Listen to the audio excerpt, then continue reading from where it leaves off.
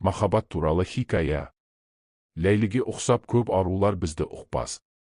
Мәжнүн ғана қайғы шерге қамалар. Рудаки. Қасым аға, осы кезге дейін неғып үйленбей жүрсіз? Оның сыры бар ғой, айналайын. Оқуға түскелі ауылға соққаным осы еді. Әке шешемде бір төбенің басындағы 6-7 үй ағайын туыста келгеніме қуанып арқа жарқа боп қалды. Біздің ауыл Жиделі каналының бойында мен оқып жүрген қаласынан 15-20 шақырымдай жерде еді. Тұңғиық қараңғы түндері қаланың оты самаладай жарқырап көрініп тұрады. Колхоздың тарсын, қауын, қарбыз егетін 6-7 үй орталыққа көшпей, жылда бақша басын қыстайтын. Каналға қол созымда төбесіне қара үйдей қауқиған шоқ жыңғыл өскен шоқат құм етегіне қора қопсысы жапсарласы бейберекет орналасқан тымпиған тоқал тамдар. Үркердей шағын ауылдың үлкен, кішісі біздің үйге топылған.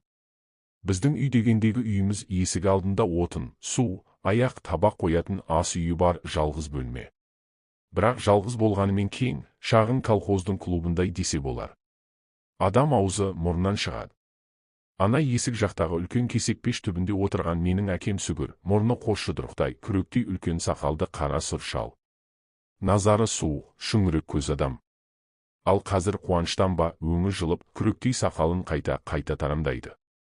Сығылысқан көпшіліктің орын жетпей әбіржігенін мәнсүрге алмай төр алдында жәпірейген сары шал түтесі шыққан көне құс жастықты шынтақтап көсіліп жатыр.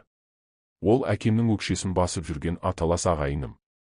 Неге екенін қайдам ол терезе тұстағы бақша арасына жайғасқан менен көзін жазбайды. Қолға су құйып, дастархан жайып, самауырын әкеп, қолды, аяқта тұрмай лыпылдап шауып жүрген қатпыш қара торы келіншек, жесір жеңгеміз Мауыты, ол да мен жаққа әлсін қарағыштап, аты жоқ, жөні жоқ ыржияды. Маған деп сақтаған барын дастарханға төгіп, қуанышы қойнына сыймай, екі езуі құлағына жетіп шешем жүр. Ашаң, арық, аурудан тұрғандай жүзі бозарыңқы болатын. Қазір бетіне қан жүгіргендей. Қыста ауыл адамдарының қолы бос, жас кәрісіне дейін қалмаған, үйде ине шаншар жер жоқ. Түс әлетінде келгенмін. Қалайша лезде хабарланғанына таңым бар, сырт киімімді шешіп үлгермей ақ жетіп келіскен. Балаларын кеп көзайым болдыңдар ма? Бүгін шешейдің толғататын күні. Балаңның алғаш оқудан келгеніне той жаса, әй десіп әуелі әкем мен шешемді ортаға алысты. Сосын маған бұрылып, аман есен келдің бе, шырағым? Оқуың жақсы ма, қалқам? Кәнекөлің шығар. Бәсе оқуың бітетін уағы болған жоқ десіп біраз жамырасты. Қайдан бітсін, бақандай 4 жыл оқиды ғой деп әкем мұртын талдап қойды. Үлкен оқу. Мұғалім болу оңай емес деп әкеме таяу отырған бір кемпір менің оқуымнан хабардар адамдай басын шайқап таңданды. Қасым өсіп қапты. Сымға тартқандай. Сүмбідей жігіт болған. Енді сүкен келін түсірсе де болады ғой. Таңырқаса ішіп жиі қарасады. Қысылып отырмын. Бәрінің назары маған ауғандай. Манадан тым-тырыс елдің сөзін бағып жатқан шайым бір кезде. Газетіңде не жаңалық бар? Деді кеудесін көтеріп. Не дерімді білмедім. Газет оқып тұрамыз. Ие көп, жаңалық көп. Қайсын айтайын? Айтсай, балам деп әкем менің тоқталып қалғаныма қиналғандай сақалын сипалады. Қайсын айтайын? Кәрісіңнің соғысы не болды әлгі? Деді шайым жымиып. Мысқыл жымиыс. Сынап отырғанын аңғардым. Көпшілікте не дер екен дегендей аңтарыла қалған. Теріскейе жеңіп жатыр. Шайым қысқа жауабыма қанағаттанбады. Тағы сұрақ берді. Біздің үкімет болысып жатыр ма? Біздің бе? Болсады ғой. Сонда қалай, біздің әскерде соғысып жатыр ма? О жағын білмедім. Әлі шикі екенсің ғой дегендей мырс етіп езу тартқан ол дастархан шетіндегі кесесіне қолын созды. Немене соғысқа жіберсе барайын деп пе едің? Деп әкем шайымның мені мүдірткенін жақтырмай қабағын шытты. Газетте жоқ нәрсені бала қайдан білуші еді? Шай ұзақ ішілді. Ауылда кесе жетіспейді. Жиегі кетік, түбі машина жіппен шандылған темір құрсаулы сан сықпытты кеселер бір қолдан бір қолға көшті. Қайсы бірі ағаш тостағанмен, қалайы тобатаймен ішіп отыр. Дастархандағы дойбының тасындай шашылып жатқан жапырақ жүгері, нан мен қауын құрт лезде сап болды. Шешем шайға тістеме болсын деді ме, сөк әкеп төкті.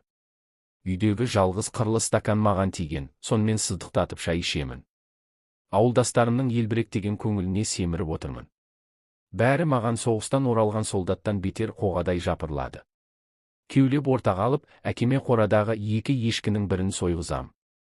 Қызылсырап әрі іші пысып жүрген көп тарқамады. Отырыс аяғын томалаққа айналдырып жіберді. Ауыл құшағы ыстық қой шіркін.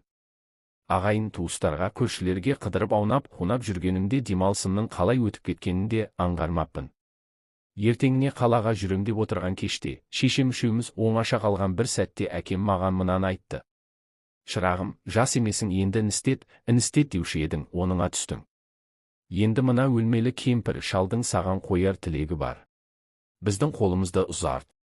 Кәрі қойдың жасындай жасымыз қалды, бір аяғымыз жерде, бір аяғымыз көрде. Қызығын көрейік.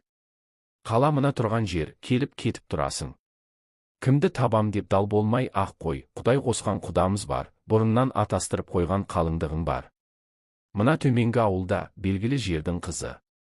Бой жетті, сары майдай сақтаған баламды алып кет деп хабар айтыпты Хасен деген атаң. Не дейсің, балам? Қаным басыма шапты. Еркелеп тіземе кеп сүйкенген бала мысықтың басынан сипалап төмен қарап отыра бердім. Әкем мен шешемнің Хасен, оның Мақпал деген қызы, жайлы сыбыр, күбірін ептеп құлағым шалатын. Бірақ оған мен мән бермеуші едім. Құйрық, бауыр жесіп, Құдай атынан берген антымыз бар. Мақұл десең, көктемге қам жей береміз, деді әкем тағы да. Әкемнің тым жеделдетіп жібергенінен шошып кетсем керек, жәрдем сұрағандай шешеме жалтақтаймын. Әңгіменің аужайын үнсіз баққан шешем маған жаны ашып шыр ете қалды. Баланы алқымға ала бермей ойлануға мұрсат берсей. Жайыңа отыр былай деп әкем ашу шақыра аларды, іністетіне түсірмей ақ алып беретін ем, бала жас деп сен ақ болмаған. Мен сені осы нешемде алдым, білесің бе, 16-да емес едім. Ой, шіркін, ай, оны қайтесің, о заманның баласымен бұл күнгі тең болып па? Тоқтат, басты қатырмай. Балам, сен не дейсің? Аузыма су толтырып алғандай үндемедім. Әкем жауап ала алмайтынын білді ме, балтай, шалтайды білмейім, жазда алып берем деп бір ақ кесті де төсегіне жатып қалды. Үйлену деген үш ұйықтасам түсіме кіріп береді. Қатты абыржыдым. Табан астынан қырсыққа ұшыраған жандай дағдара орнымнан тұрып далаға шығып кеттім. Ақпанның аяғы еді. Жер қара болғанмен суық жел гулеп тұрған. Қойын қонышымды тіміскілей жөнелді. Тоңсам да көпке дейін үйге кірмей, тыста ұзақ сенделдім. Шоқатқа шығып қала жаққа көз тіктім. Қала оттарын іздедім.